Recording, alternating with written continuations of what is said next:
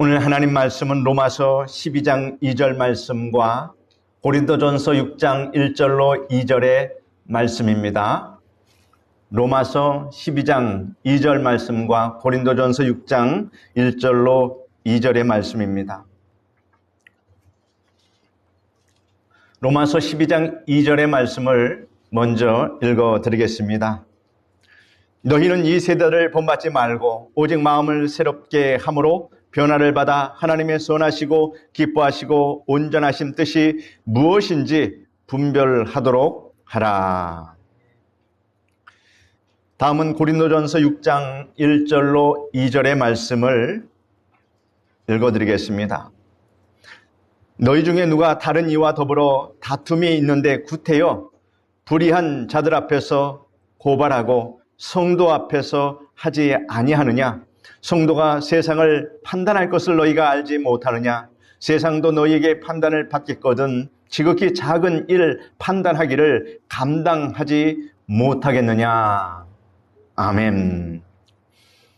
오늘은 하나님과 함께 사는 생활, 이러한 제목으로 말씀해 드리겠습니다.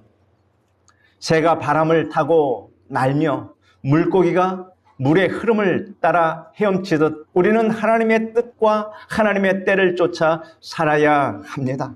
하나님의 뜻과 하나님의 때를 분별하여 하나님의 뜻과 그 때를 쫓아 사는 것은 참으로 지혜롭고 복스러운 삶인 것을 여러분 믿으시기를 바랍니다.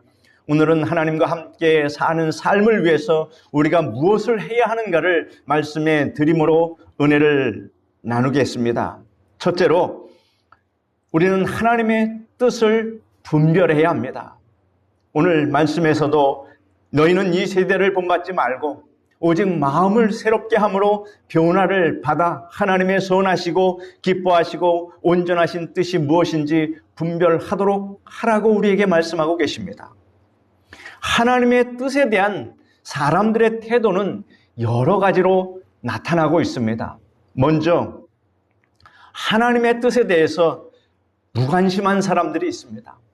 하나님의 뜻에 대해 전혀 관심이 없는 사람이 이 부류에 속합니다. 이러한 사람들은 참으로 불행하고 불쌍한 사람들입니다.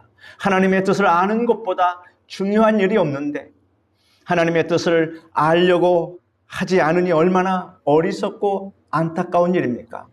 하나님의 뜻을 알고자 하는 것은 금을 얻거나 은을 얻는 일보다 더 중요합니다. 우리는 하나님의 뜻을 알려고 애를 써야 될 줄 믿습니다. 하나님께서 주권적인 역사로 우리에게 하나님의 뜻을 나타내 보이실 때도 있지만 이것은 특별한 경우이고 일반적으로는 우리가 하나님의 뜻을 알려고 힘써 노력해야 한다는 것입니다. 성경에 하나님의 선하시고 기뻐하시고 온전하신 뜻이 무엇인지 분별하도록 하라고 우리에게 말씀하고 있습니다. 이러므로 우리는 우리의 의지적인 결단과 노력으로 하나님의 뜻을 분별해야 하는 것입니다. 기드온은 이스라엘의 사사로 훌륭한 업적을 쌓았습니다. 기드온의 훌륭한 점은 하나님의 뜻을 알기 위해서 무척이나 애를 썼다는 것입니다. 기드온은 하나님께로부터 이스라엘을 미디안의 손에서 구원하라는 막중한 사명을 부여받았습니다. 그러나 생각해보니 그러한 일을 하기에는 자신이 너무 미약하고 보잘것없어 보였습니다. 이 때문에 그는 자신을 통해 이스라엘을 미디안의 손에서 구원하는 것이 진정 하나님의 뜻인지 확인할 수가 없었습니다. 그래서 그는 자기에게 말씀하시는 분이 하나님이시라는 증거를 요구했고 하나님께서 그 증거를 보여주셨습니다. 그래도 기드온은 미흡해서 하나님께 이같이 말씀드렸습니다. 만일 주께서 말씀하신 대로 나를 통해 이스라엘을 구원하려고 하시면 그 사실을 나에게 증명해 주십시오. 내가 오늘 밤 타작마당에 양털 한 뭉치를 놓아 두겠습니다. 만일 아침에 이슬이 양털에만 내려 있고 그 밖에 모든 땅은 말라 있으면 주께서 말씀하신 대로 나를 통해 이스라엘을 구원하실 것을 내가 알겠습니다. 이렇게 말씀드렸습니다. 그러자 그가 말한 대로 그대로 되었습니다. 기드온이 다음날 아침 일찍 일어나서 그 양털 뭉치를 짰을 때 물이 한가득 그렇게 나왔습니다. 그러자 기드온은 다시 하나님께 이렇게 말씀드렸습니다. 나에게 노하지 마십시오. 양털로 한 번만 더 확인하게 해주십시오. 이번에는 양털만 말라있고 그 밖에 모든 땅에는 이슬이 내리게 해 주십시오. 이렇게 말씀드렸습니다. 이튿날 기드온이 보니 양털만 말라있고 모든 땅이 다 젖어 있었습니다. 이로써 기드온은 하나님의 뜻을 확신할 수 있었습니다. 그러자 담대해진 기드온이 하나님께서 선발한 300명의 군사만 데리고 메뚜기 떼같이 많은 미디안군을 공격하여 그들을 무찌르고 이스라엘의 평화를 가져왔습니다. 기드온이 하나님께 몇 번이나 증거를 요구했는데 이것은 그가 하나님의 말씀을 의심하거나 불신한 것이 아닌 것입니다. 자기가 잘못 알아서 하나님의 영광을 가리고 또 이스라엘의 낭패를 가져오는 그러한 일을 막기 위한 것이었습니다. 이와 같이 기드온이 겸손한 마음으로 하나님의 뜻을 알려고 했기 때문에 그가 하나님께 몇 번이나 증거를 요구해도 하나님께서 기쁘게 응답해 주셨던 것입니다. 또 하나님의 뜻에 대해서 무지한 사람이 있습니다. 이는 하나님의 뜻을 전혀 알지 못했다는 것입니다. 사도 바울이 회심하기 전 사울로 불리울 때 그는 하나님의 뜻에 대해서 무지했습니다. 공부를 많이 했다고 해서 하나님의 뜻을 잘 알 수 있는 것이 아닙니다. 바울은 그 당시에 최고 학부를 나왔습니다. 그는 가말리엘 문화생으로 차타가 공인하는 똑똑한 사람이었습니다. 바리새인들은 하나님을 보다 잘 섬기기 위해서 규율을, 율법을 아주 엄격히 지키는 그러한 생활을 했습니다. 바울은 그러한 바리새인 중에 또 바리새인이었습니다. 그는 하나님을 누구보다 잘 섬긴다고 나름 자부했습니다. 그러나 그는 예수 그리스도를 믿는 사람들을 핍박했습니다. 그는 스데반 집사를 돌로 쳐 죽이는데도 가담했으며 남녀를 가리지 않고 예루살렘에 사는 기독교인들을 끌어내어서 감옥에 보냈습니다. 그러고도 모자라서 저 멀리 피난가 있는 기독교인들을 모두 체포하기 위해서 대제사장의 공문을 가지고 다메섹으로 갔던 것입니다. 이처럼 바울은 하나님의 뜻을 아는 데는 무지했습니다. 그런데 다메섹으로 가는 도중 예수님을 만난 바울은 그제서야 회심하였고 주의 종이 되었습니다. 그 훗날 그는 로마서에 이렇게 기록했습니다. 내가 증언하노니 그들이 하나님께 열심히 있으나 올바른 지식을 따른 것이 아니니라. 하나님의 의를 모르고 자기 의를 세우려고 힘써 하나님의 의에 복종하지 아니하였느니라 라고 말하고 있습니다. 바울은 의로운 사람이 되려고 무척 노력했습니다. 율법을 다 지키기 위해서 그는 부단히도 애를 썼습니다. 그러나 그것은 자기의 의를 세우려고 하나님의 의에 복종하지 않는 결과마저 가져왔습니다. 하나님의 의는 여러분 무엇입니까? 하나님의 의는 예수 그리스도이심을 믿으시기를 바랍니다. 예수님을 떠나 하나님의 의는 있을 수 없습니다. 구약이 요구한 율법의 완성은 바로 예수님 안에 있는 것입니다. 구약에 하나님께서 우리에게 요구하신 모든 것이 그리스도 예수 안에서 다 이루어졌음을 믿으시기를 바랍니다. 예수 그리스도가 곧 하나님의 의가 됩니다. 이 사실을 바울은 알지 못했습니다. 이스라엘 백성들도 역시 마찬가지였습니다. 그들은 구약 성경을 늘 읽으면서도 하나님의 의가 되시는 예수 그리스도를 알지 못하고 자기 의를 내세우기 위해서 하나님의 의를 복종치 아니한 것입니다. 바울도 이스라엘 백성들도 무지했습니다. 그래서 하나님의 뜻을 거스렸던 것입니다. 하나님께서 그런 바울을 다메섹으로 가는 도중에 거꾸로 뜨렸습니다. 바울이 다메섹 가까이 갔을 때 갑자기 하늘에서 큰 빛이 그에게 비추었습니다. 그 순간 그는 땅에 쓰러졌는데 그때 음성이 들려왔습니다. 사울아, 사울아, 내가 어찌하여 나를 핍박하느냐? 라는 음성이 들려왔습니다.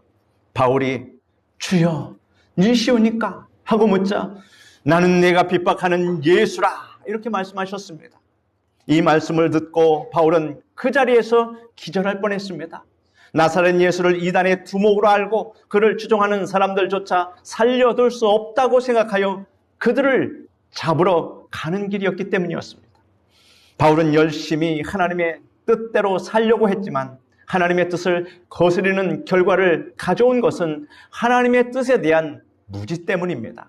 그러나 그가 다메섹에서 예수님을 만난 뒤에는 이러한 무지에서 해방되었습니다. 한편 하나님의 뜻을 아예 거역하는 사람이 있습니다. 이러한 사람은 하나님의 뜻을 번연히 알면서도 고의적으로 하나님의 뜻을 거역합니다. 바로 왕과 같은 사람이 바로 이러한 사람입니다. 모세가 바로 왕을 처음 만나러 갔을 때는 바로 왕은 하나님의 뜻을 몰랐습니다. 그러나 모세로부터 하나님의 뜻에 대해서 들었습니다. 그는 이스라엘 백성들을 애굽에서 내보내는 것이 하나님의 뜻임을 알았습니다. 그럼에도 불구하고 그는 하나님의 뜻을 거역해버리고 말았습니다. 그러자 그에게 재앙이 임하기 시작합니다. 바로는 물이 피로 변하는 재앙, 개구리 재앙, 독종 재앙, 우박 재앙, 메뚜기 재앙 등등 재앙이 한 가지씩 임하여 고통스러울 때는 하나님의 뜻을 따르는 듯 그렇게 했습니다. 그러나 재앙이 물러가면 다시 변심하여 또다시 하나님의 뜻을 거역하고 말았습니다. 이같이 하기를 9가지 재앙이 임할 때까지 계속했습니다. 그러나 10번째 재앙이 내려 바로 왕으로부터 시작하여 맷돌가는 여인에 이르기까지 모든 사람의 장자와 짐승의 첫 새끼가 모두 죽었습니다. 그제야 바로 왕은 이스라엘 백성들을 내보냈습니다. 참으로 미련한 사람입니다. 이번엔 하나님의 뜻을 거절하는 사람들이 있습니다. 누가 그랬을까요? 모세가 그랬습니다. 모세는 장인의 양떼를 치고 있었습니다. 그날도 여느 날과 다름없이 양떼를 몰고 광야 서편으로 가서 호렙산에 이르렀는데 떨기나무에 불이 붙은 것을 보게 되었습니다. 그런데 이상하게 떨기나무가 타서 없어지지 않았습니다. 그래서 자세히 알아볼 생각으로 가까이 다가갔을 때 하나님의 음성이 들렸습니다. 모세야, 모세야, 더 이상 가까이 오지 말라.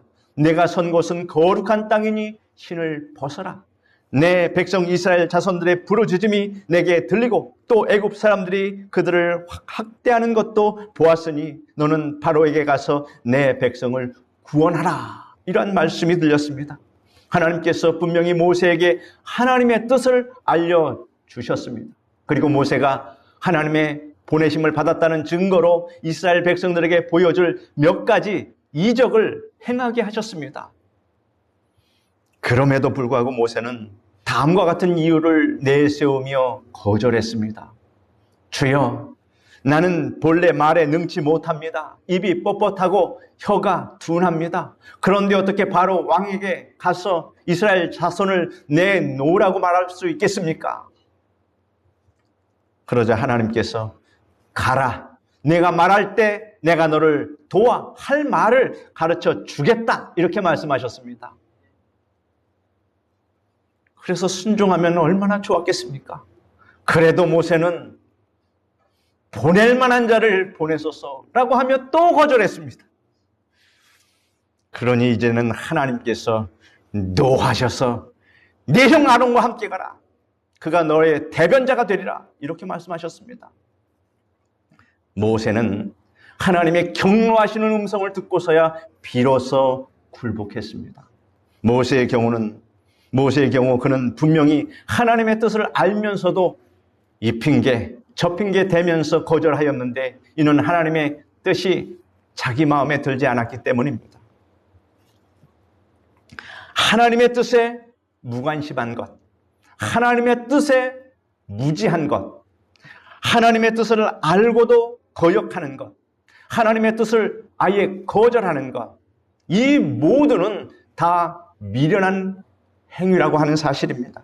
하나님께서는 하나님의 뜻을 우리에게 알려주시기 위해서 이렇게 성경 말씀을 주셨고 성령님을 보내주셨으므로 우리가 하나님의 뜻을 알고자 애를 쓰면 얼마든지 알 수 있음을 믿으시기를 바랍니다. 하나님의 뜻을 알았으면 순종해야 합니다. 그리하면 하나님의 선한 일에 쓰임받고 복을 받을 수 있습니다. 노아를 보십시오. 하나님께서 노아에게 이 땅이 폐기하고 죄악이 관영함으로 세상을 물로 멸하려고 하니 너는 방주를 지어 구원을 받으라, 이 말씀을 하셨습니다. 그때까지만 해도 하늘에서 장대 같은 비가 내리고 땅에서 물이 솟구쳐 집이 떠내려 가거나 사람이 죽는 일이 없었습니다. 경험이 없었습니다. 그런데 홍수로 사람은 물론 땅에 사는 생물과 공중의 새까지 멸하겠다고 하시니 믿어지지 않는 일이었습니다. 그러나 노아는 하나님의 뜻을 알자 이해가 되든 되지 않든 순종했다는 사실을 여러분 꼭 아시기를 바랍니다. 방주를 짓는 데에는 무려 120년의 세월이 걸렸습니다. 그렇다면 노아는 전 재산을 다 투입했을 것입니다. 그것이 이 노아의 인생의 목표였습니다. 이러한 노아를 보고 사람들은 비웃고 조롱했을 것입니다. 그러나 노아는 상관하지 않고 방주 짓는 일에 열심을 다했습니다. 이와 같이 노아가 하나님의 뜻을 알고 난 다음 이해가 되지 않아도 순종하자 하나님께서 그를 선한 일에 사용하셨으며 그의 온 가족이 구원받았다는 사실을 여러분 확신하시기를 바랍니다. 믿음의 조상 아브라함을 보십시오. 어느 날 하나님께서 아브라함에게 너는 너의 본토 친척 아비집을 떠나 내가 네게 지시할 땅으로 가라, 이렇게 말씀하셨습니다. 아브라함은 하나님의 말씀에 순종하여 고향을 떠났습니다. 망설이지 않았습니다. 이건 결코 쉬운 일이 아니었을 것입니다. 아브라함이 하란을 떠날 때 그의 나이가 75세였습니다. 그 나이라면 고향을 떠났던 사람도 고향으로 돌아올 나이입니다. 그런데 살던 곳을 떠나려니 쉽게 발걸음이 옮겨지겠습니까? 그러나 성경에 보면 이를 뭐라고 기록하고 있습니까? 아브라함이 여호와의 말씀을 따라 갔고라고 기록되어 있습니다. 얼마나 은혜로운 말씀입니까? 아브라함이 믿음의 조상이 될 수 있었던 것은 하나님이 본토 친척 고향을 떠나라 한 것과 아들 이삭을 번제로 드리라 하는 그 명령에 순종했기 때문입니다. 여호수아는 하나님의 뜻을 분명히 알았습니다. 하나님께서 아브라함에게 가나안 땅을 내 자손에게 주리라고 약속하셨다는 것을 여호수아는 알고 있었습니다. 이 때문에 가나안 땅을 정탐하고 난 뒤 이스라엘 백성들에게 그는 이같이 말했습니다. 성은 견고하고 주민은 장대하며 전쟁에 대비하여 만반의 준비를 갖추어 놓고 있었지만 이것은 문제가 되지 않습니다. 하나님의 뜻이 중요합니다. 죽든지 살든지 성하든지 쇠하든지 하나님의 뜻에 순종해야 합니다. 하나님께서 가나안 땅을 우리에게 주신다고 약속하셨습니다. 그러므로 지체하지 말고 그 땅에 들어갑시다. 가나안 사람들은 우리의 밥입니다. 이렇게 벌벌 떨고 있는 이스라엘 백성들에게 담대히 여호수아는 외쳤던 것입니다. 10명의 정탐꾼과 이스라엘 백성들은 하나님의 뜻을 알고도 순종하지 않았습니다. 그 때문에 그들은 하나님께로부터 버림받았습니다. 그러나 하나님의 뜻에 순종한 여호수아와 갈렙은 그 후손들을 데리고 가나안 땅에 들어갔던 것입니다. 여러분, 가나안 땅은 장차 우리가 들어갈 천국을 상징하는 땅입니다. 그렇다면 하나님을 믿고 살아가는 여러분은 어떠한 신앙의 자세를 가지고 하나님의 말씀을 대할지 판단하시기 바랍니다. 이 세상에서 어떤 사람이 가장 지혜로운 사람인가를 판단하시기를 바랍니다. 하나님의 선하시고 기뻐하시고 온전하신 뜻이 무엇인지 분별하고 그 뜻에 순종하는 사람은 가장 지혜로운 사람입니다. 이러한 사람은 망하는 것 같으나 흥하고 쇠하는 것 같으나 성함을 믿으시기를 바랍니다. 예수님께서 하나님의 뜻을 쫓는 모범을 우리에게 보여주셨습니다. 예수님께서 겟세마네 동산에서 기도하셨습니다. 예수님께 온 인류의 모든 죄가 담긴 잔이 주어졌습니다. 죄를 알지도 못하신 분이 그 잔을 마셔야 하니 얼마나 괴롭겠습니까? 그러나 이는 하나님께서 예수님께 요구하신 것입니다. 이 때문에 예수님께서 겟세마네 동산에서 기도하신 것입니다. 예수님께서는 내 아버지여, 할만하시거든 이 잔을 내게서 지나가게 하옵소서. 그러나 나의 원대로 마옵시고 아버지의 원대로 하옵소서라고 기도하셨습니다. 이 기도를 하실 때 얼마나 힘이 드셨던지 땀이 땅에 떨어질 때 핏방울이 되었다고 기록하고 있습니다. 우리 각자에게는 소원과 뜻이 있습니다. 그러나 하나님의 뜻에 부합되지 않으면 이를 버리고 하나님의 뜻에 순종해야 될 줄 믿습니다. 예수님께서 겟세마네 동산에서 기도하신 것은 하나님의 뜻을 모르셨기 때문이 아닙니다. 예수님께서는 하나님의 뜻을 분명히 알고 계셨습니다. 하나님의 뜻은 예수님께서 온 인류의 죄를 대신 짊어지고 십자가에서 죽는 것이었습니다. 예수님께서 하나님의 뜻을 잘 알고 계시면서도 겟세마네 동산에서 기도하신 것은 자신의 뜻과 의지를 깨뜨리고 하나님의 뜻에 순종하기 위해서였습니다. 예수님께서 하나님의 뜻에 순종하신 뒤 어떻게 되셨습니까? 그 결과가 어땠습니까? 만왕의 왕이 되시고 만주의 주가 되시며 하늘과 땅의 권세를 다 가지시며 영원히 찬양받으실 주님이 되셨습니다. 사랑하는 성도 여러분, 여러분은 이제 얼마 남지 않은 올 한 해와 다가올 새해에도 하나님의 뜻을 분별하고 그 뜻에 더욱 순종하며 살아가시기를 축원합니다. 둘째로 우리는 하나님의 때를 분별해야 합니다. 성경에 기록되기를 우리가 하나님과 함께 일하는 자로서 너희를 구원하노니 하나님의 은혜를 헛되이 받지 말라. 이르시되 내가 은혜 베풀 때에 너에게 듣고 구원의 날에 너를 도왔다 하셨으니 보라 지금은 은혜 받을 만한 때요 보라 지금은 구원의 날이로다 하였습니다.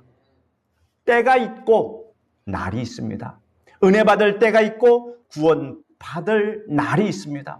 이러므로 하나님의 때를 분별하는 것은 매우 중요한 일입니다. 우리가 하나님의 때에 맞춰 살려면 조급해서는 안 됩니다. 조급하면 하나님 앞서서 뛰게 됩니다. 그렇게 되면 고생하는 결과를 가져옵니다. 겪지 말아도 될 그 고난을 당하게 됩니다. 누가 그렇습니까? 여러분 잘 아시는 야곱이 그랬습니다. 야곱이 어릴 때 어머니 리브가가 그에게 내가 너희 형제를 잉태했을 때 하나님께서 큰 자가 어린 자를 섬기리라고 말씀하셨다. 이렇게 야곱에게 말해 주었을 것입니다. 하나님의 뜻은 야곱에게 장자권이 돌아오는 것이었으며 하나님의 뜻은 분명히 밝혀졌습니다. 이러므로 야곱은 하나님의 때가 되기를 기다려야 했습니다. 그러나 야곱은 하나님의 때가 될 때까지 기다리지 못했습니다. 그는 하나님 앞서서 뛰었습니다. 야곱이 가만히 생각해 보니 아버지 연세가 점점 많아지는데 만약 아버지가 쌍둥이 형 에서에게 장자로서 축복해 주시는 날이면 만사가 끝장이다 이렇게 생각한 것입니다. 조급한 마음에 야곱은 자신의 힘으로 장자의 축복을 받고자 했습니다. 형 에서가 사냥을 갔다 오면 배가 고파 쩔쩔매는 것을 아는 야곱은 사냥 간 형이 돌아올 때를 맞춰서 팥죽을 맛있게 쏘아 놓았습니다. 아니나 다를까 사냥에서 돌아온 에서가 배가 고프다고 팥죽을 달라고 했습니다.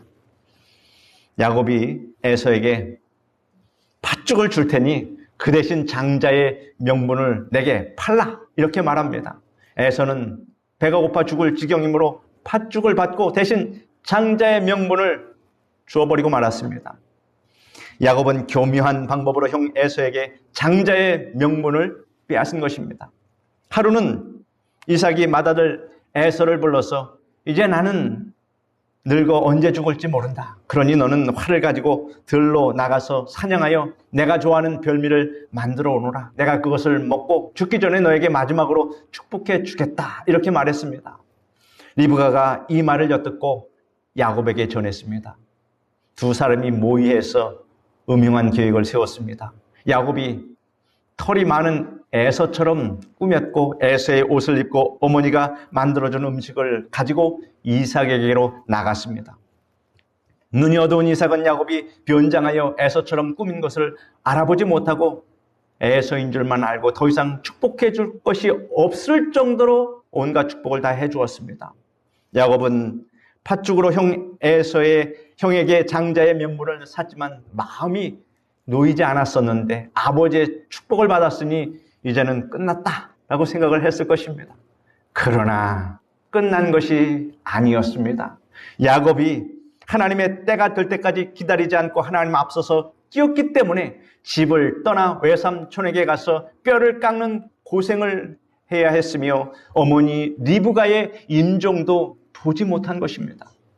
만약 야곱이 하나님의 때를 기다렸다면 그 같은 고생은 하지 않았을 것입니다. 이삭이 에서에게 축복하려고 해도 하나님께서 이삭에게 야곱을 축복하라 라고 말씀하시면 이삭이 두말 않고 야곱에게 축복했을 것입니다. 하나님 앞서서 뛰면 고생만 하게 되는 것입니다. 그러므로 하나님의 뜻에 앞서 행하지 않는 여러분 되시기를 바랍니다. 언제나 하나님의 뜻을 시간이 걸리더라도 기다릴 줄 아는 사람이 지혜로운 사람입니다. 하나님의 때를 기다리는 여러분 되시기를 바랍니다. 그리고 원망, 불평하면 하나님의 때를 놓치게 됩니다.